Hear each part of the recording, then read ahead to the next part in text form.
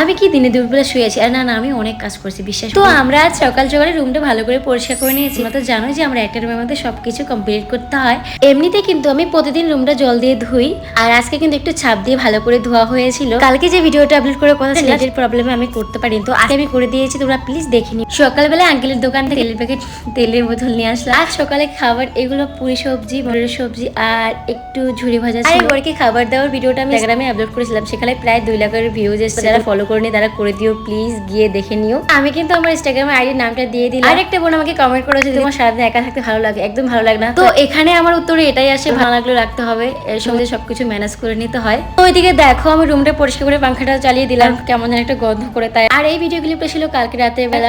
সারাদিনে আমি কিছু সেরকম ভিডিও নিই নি আর কি। তো এই ওষুধটা খাচ্ছি কারণ আমার ঘুম পায়, কিন্তু ঘুম আসে না, তো এটা খেলে আমার ঘুম আসে আর কি। দাঁড়াও, এখনো শেষ হয়নি, আমি এখন বসবো ভিডিও এডিট। তো যদি ফুল ভিডিওটা দেখে থাকো, থ্যাংক ইউ।